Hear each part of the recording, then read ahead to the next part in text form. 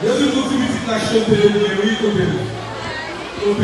Abi, yes, qui nous donne ça, tout est pas sorti. Tout ça pas sorti. Je suis caché de musique à ce moment. Je vais faire présenter ta vie.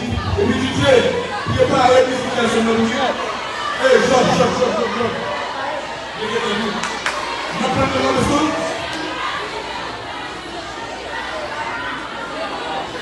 Nous allons tout présenter. Ah, je mets à notre pour ça pour les personnes. Non, on va les personnes. On peut présenter ta vie. Et puis après, le début, on dit ça comme ça.